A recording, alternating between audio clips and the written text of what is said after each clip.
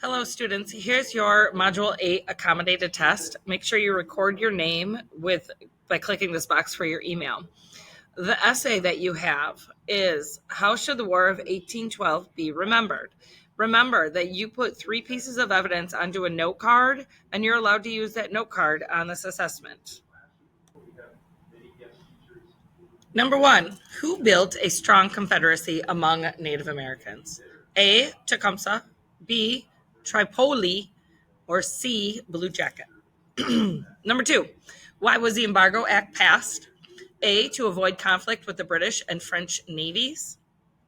B, to punish merchants in New England. Or C, to strengthen the economy of the West and the South.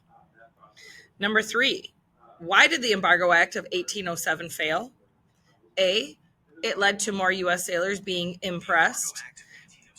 B, it caused additional attacks on the U.S. Navy.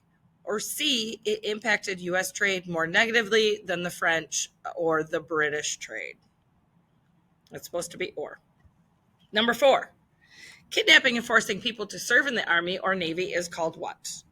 A, embargo. B, robbery. C, impressment. Number 5, what was the impact of the Battle of Tippecanoe? A, it ended any chance for a combined Native American resistance to American settlement.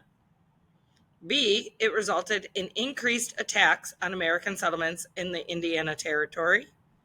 C, it resulted in increased British involvement in the old Northwest Territory. Number 6.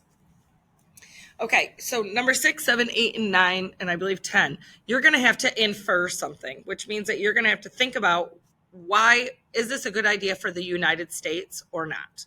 So the U.S. Army and Navy are too small to fight Great Britain. Is this an argument for the United States to go to war with Great Britain? Or is this an argument against the United States to go to war with Great Britain? Again, number 7. Great Britain has armed Native Americans on the western frontier.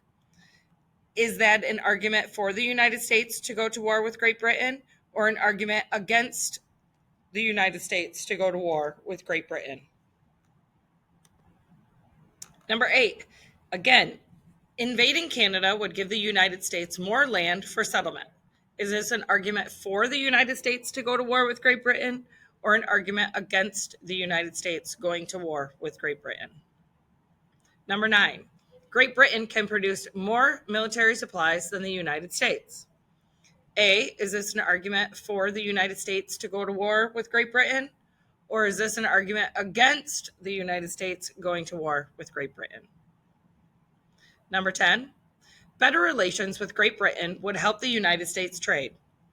A, is this an argument for the United States to go to war with Great Britain? Or B, an argument for the United States not to go to war with Great Britain? Number 11, why did many politicians argue against war with Great Britain? A, they feared war would hurt trade with Great Britain. B, they feared the U.S. Army and Navy were too small compared to those of Great Britain. And C, they feared the Native Americans would attack eastern cities with the help of Great Britain. Number 12, what was a consequence of the Creek War in 1813? A, the Creek gave up much of their land to the United States. B, the Creek joined the U.S. against Great Britain. Or C, the Creek continued to fight with British until the end of the war. Number 13, why did the British attack New Orleans in 1815? A, they wanted to take control of the United States capital. B, they wanted to take control of the Mississippi River. Or C, they wanted to support the Native American forces in the region. Number 14, at the Battle of New Orleans, who commanded a combined force of the United States soldiers, free African Americans, Choctaw Indians, state militia, and pirates in defeating and attacking British Army? So who was the commander in chief at the Battle of New Orleans? William Henry Harrison, Andrew Jackson, Jean Lafitte. Number 15, Why did many Federalist leaders from New England attend the Hartford Convention during the War of 1812? A. Increased manufacturing in New England strengthened the economy there. B. The people of New England suffered from the many battles fought there. Or C. The Embargo Act and the war hurt the economy of New England very severely. 16. This treaty ended the War of 1812. So was the Treaty of Versailles, the Treaty of Ghent, or Jay's Treaty that ended the war? Number 17. Why did the War of 1812 help increase manufacturing in the United States? A. The United States needed to produce goods that were imported in the past. B. The United States increased its exports to Great Britain during the war. Or C. The United States increased its imports from France during the war. 18. After what? After blank, many people laughed at the Federalists and their power began to decline. After the Hartford Convention, after the New York meeting, or after the Washington, D.C. Convention? Number 20. How was a Rush-Bagot Agreement important in keeping peaceful relations between the United States and Great Britain? A. It established a series of forts along the frontier. B. It limited how many soldiers could patrol the U.S.-Canada border. Or C. It limited how many military ships could be in the Great Lakes. Number 21. What was set as the boundary line between the U.S. and Canada in the Convention of 1818?